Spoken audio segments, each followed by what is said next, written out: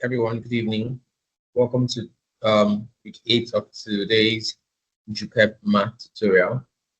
And for this week's class, we're going to be looking at complex numbers and the binomial theorem. So we'll explore complex numbers and the binomial theorem, um, trying to understand the basics of how these operate and how they are fundamental to advanced mathematics. So we're going to be looking at a bunch of other subtopics which are also aligned under complex numbers and binomial theorem. So without further ado, let's get right into it.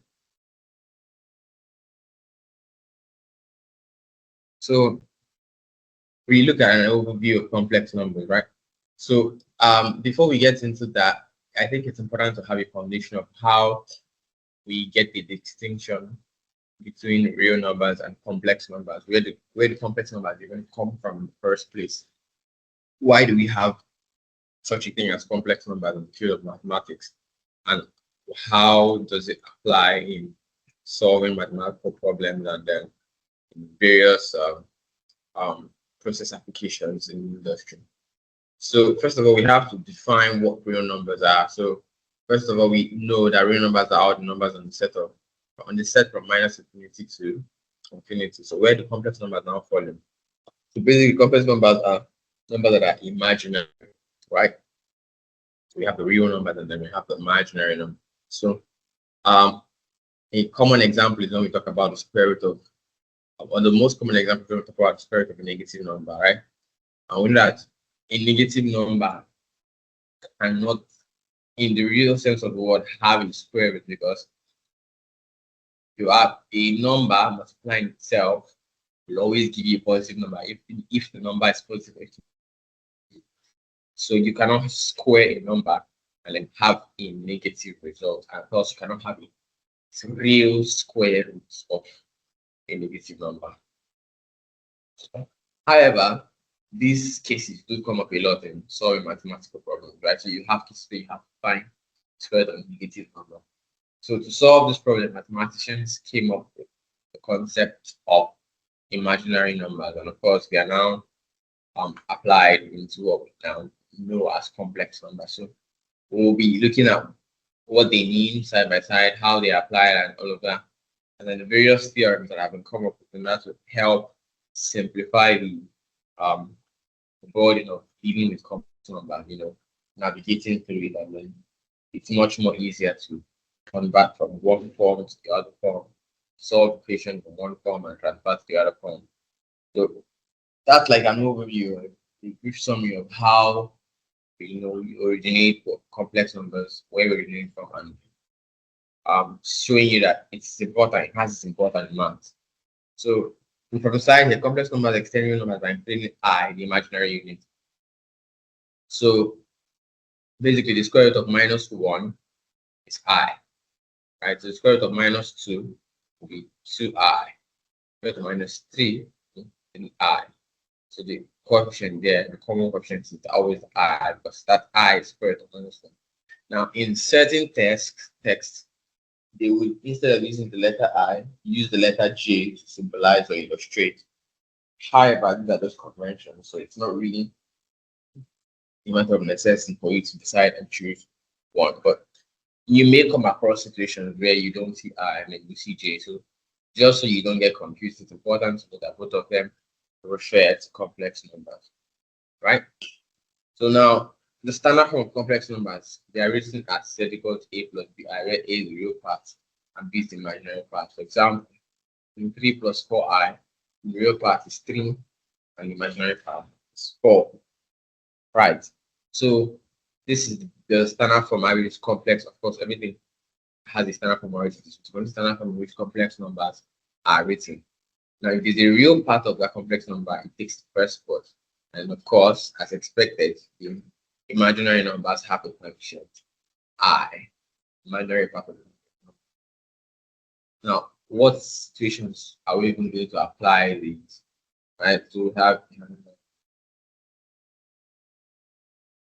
the applications in the field include engineering, physics, signal processing, and also helping to solve complex problems. So like I said earlier, there will be cases that arise where you simply cannot avoid having to do square root of a negative number. And of course, without the aid of complex numbers, that would quite frankly be impossible.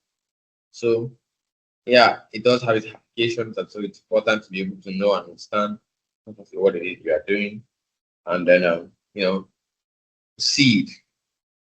So we have the basic forms of the complex number. So the most common one, which is the one that we've just seen above, is the Cartesian form. So where z is equal to a plus bi.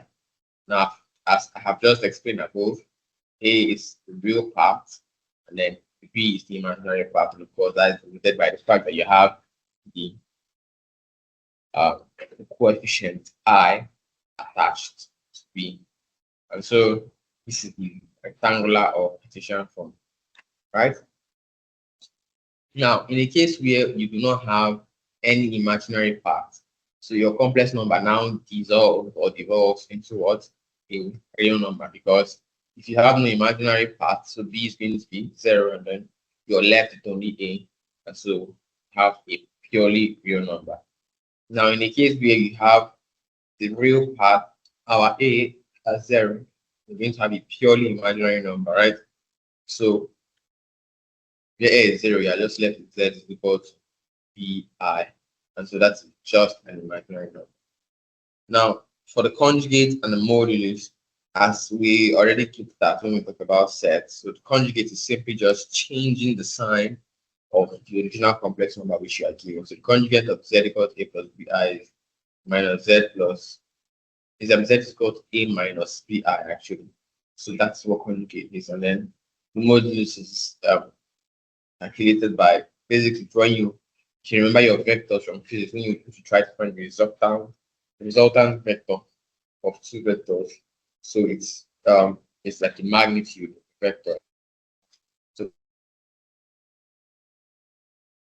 square a and b.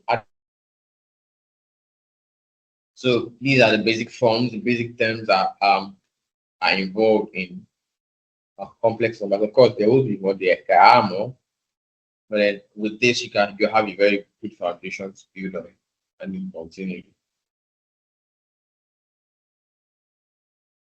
Right. So we've looked at these terms, and the next thing we're going to look at now is the Argand diagram. So what is an Argand diagram? Yeah, it's a very fancy name, huh? So the Argand diagram is more of a graphical representation of the complex numbers on the complex plane. Now, we know about the Cartesian plane, right? We know about the x-axis or the y-axis. However, for a complex plane, it is somewhat different. So now we have the real axis and the imaginary axis, right? The real axis is the horizontal and the imaginary axis is the vertical. Now, an example that is given is, for example, z equals 3 plus 4i. Now, the modulus is calculated first, so you can find the distance from the origin to the point, and then calculating the modulus gives us 3 squared plus 4 squared equals 5. Then, of course, since you are working with a graph, you have to be able to find the angle. That angle is called argument. This is the angle from the line segment. The angle the line segment from the origin to the point makes the positive real axis. And so the angle is found by doing tan inverse of p over a. Right. So now we looked at the first form of complex number, which is the Cartesian form, which is what we'll be using so far, and of course using in this example as well. Now we're going to look at what the polar form, right? So the polar form, right, expresses the complex number as right tan inverse of p over a. So the same thing applies here, tan inverse of p over a. So those are the polar coordinates. So you have the point, angles, and then the dots, and then the point. Now another form of complex numbers is Euler's form. And it's written as z is equal to r exponential to the power I theta. Now, one thing about polar form is that about Euler's form is that when you are in the Euler form, it's easier to perform operations like multiplication, division, find roots of powers, all of that, because it's already in an easy to calculate format. Because when you're working with indices, you have to add when you ask multiply and subtract when you ask divide. So it's quite a handy way of navigating complex operations. So we're going to look at Euler's formula. So Euler's formula says that exponential to the power I theta equals theta plus sin theta. Right? So Euler's formula now, we're looking at it more in depth. So the core equation is that exponential negative minus, right? So exponential to the power I theta is equal to cos theta plus I sin theta. This is a convolutional form, and remember that the polar. So that is the representation in Euler form. Complex number can also be written as Z equal to R. Complex numbers representations. Complex numbers can be written as Z is equal to R to the power R exponential to the power I theta, right? And then, of course, it's easier. You just simplify your operations instead of going through the long process of making a set, right?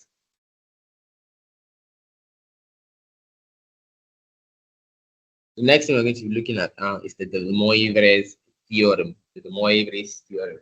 Now, as I said before, in the establishment of complex numbers, it began to be, much more popularized, and they found their own theories about all these things that they observe and notice, so that it will be easier for someone who's out there to be able to, apply these things. So, we're looking at the Moivre. The Moivre is actually the name of the person. So, when he died, the theorem was attributed to him. So, the Moivre's theorem. The Moivre's theorem, of course, is going to look at the polar form of the polar form representation of complex numbers. And the Moivre's theorem says that the sample size center is the power n equals cos n theta plus sin n theta. And the exponential form is if z is equal to this r e to the power minus to the power I theta, z to the power n is equal to r to the power n times exponential to the power I n theta. Now, what this is simply doing is that it is taking the n, which is a power in the original form, and then distributing it among all the terms as a multiplication, which is much more simpler for the children to be able to follow. So if they are this is raised to power 100, it will mean that you would have cos 100 theta plus I sin 100 theta. And then same thing applies for exponential form, right? So if the power is to the r to base 10, then we're going to take it maybe from here. So an application where you can be asked to solve this is, for example, here where you're asked to calculate 1 plus I to the power 4. The simpler, now, of course, 1 plus I is in Cartesian form, right? It's in the rectangular form. Now, what you would do would be to do 1 plus I, then times 1 plus I, and then you write that out, and then you do another times 1 plus I, and then another 1 plus 1 until you get to 4. Now, the easier method would be to convert this to polar form, because in polar form, the power in the index becomes the multiplication, and that is much more easier process to carry out, right? So once you convert it to polar form, you can apply it and then convert your answer to Cartesian form, because you're given the question in Cartesian form. Now, when you do that, you can also still verify your answer, but then if you do it carefully, then you should know and realize that because it's the correct answer, then you move on. So this is an application of the Moivre's theorem. So the indices from multiplications. Now the next thing we're going to be looking at are the roots of unity. And the roots of unity are the solutions to the equation z to the power n is equal to 1. And these roots are evenly spaced around the unit set in complex plane, forming a regular polygon. N equal to 4, the roots are 1, I, minus 1, and minus I. And then the last thing we're going to be looking at is the Pascal's triangle. And the Pascal triangle is a triangular element of binomial coefficient. Now, this is very important when we are looking at the binomial theorem and, of course, expanding binomial coefficients. So the Pascal triangle is basically an arrangement of numbers. Here we have 1, 1, 1, 1, 2, 1. Now, this one is gotten from addition of this. Okay, so let's follow it sequentially, right? So this is 1, this is 1, 1. Now, 1 plus 1 gives us 2, which is under here. Bring down this one, we can bring down this one. Bring down this one and bring down this one. 1 plus 2 is just 3. 2 plus 1 is just 3. Yeah. Now bring down 1 and 1. 1 plus 3 gives us 4. 3 plus 3 gives us 6. 3 plus 1 gives us 4, and then 1 at the very end. So Pascal's triangle is an important piece of information in scoring because it enables us to find the binomial coefficient, right? You must find the binomial coefficient after the person came up with it, which is also known as Pascal, right? So that is that for the binomial theorem. Now, how do you apply the binomial theorem? For example, if you are given an algebraic form to be able to solve, for example, you are given 2x plus 3 raised to the power 6 or something. Now, or 2x plus 3y raised to the power 6, for example. Now, you know that you're going to have to multiply 2x plus 3y 6 different times, right? Because it is raised to the power 6. However, if you are able to convert it, if you're able to use the binomial theorem, what you will simply do is come to the point where you have 6. So this is 1, 2, 3, 4, 5, 6, right? And then by the time you open the bracket, you are sure that the coefficients of each of your terms are these ones that are in the Pascal triangle in increasing order of their powers. So the powers, first of all, increase. After a while, you have a law. Of course, when you open the bracket, you see it and then you go down. So it's important to be able to identify the coefficients for each of the binomial terms when you open the bracket. And then if it's too long, you can now use this so as if from the shortcut, you're able to determine what the coefficient of the binomial theorem is and how to solve them. So I think, or I guess we've come to the last slide that we have. So if anyone is on the call, yeah, and you have any questions or anything that we have talked about, feel free to point them out so that we can, retract and all. And so if I ask you a question, if I tell you that what's the square root of -1, what will be your answer?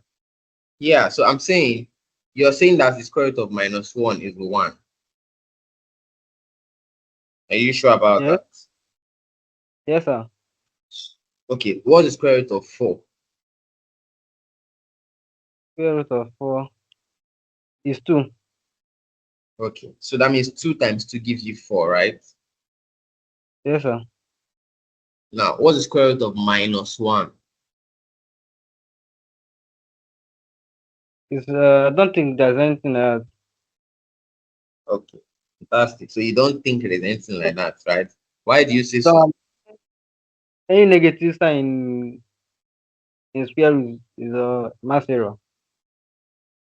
Ah, now that's where we now get complex numbers from, because normally you cannot do square root of a negative number because there are no two numbers that you multiply and get a negative number, right? So now those negative numbers that we take their square root from, it happens that sometimes when we are solving real world problems, when we are doing an engineering processes or whatever the case may be, we come across a situation in our modeling or indication where we have to find the square root of a negative number. We have to like solve it. These typical situations come up. So mathematicians now came up with a way to represent the answer to that. And that's where complex numbers now come in. So if I tell you that the square root of -1 is now I, right? That's a complex number. So complex number is denoted by including I. I is like the imaginary unit. Now some places use J or I, but then I is not common. So I'm going to continue with I. So now the square root of -1 is represented as I. Square root of -2 will be what? 2I. Square root of -3 will be 3I. Square root of -4 will be 4I. And like that, and like that, and like that. So it's just it means I was brought in to be able to represent the square root of imaginary numbers, right? So that's where the square root of negative numbers. So that's where complex numbers now come. And now they are written in this form, right? Z is equal to A plus BI, where A is the real part and B is the imaginary part because B has the coefficient I. So, for example, now we have 3 plus 4I.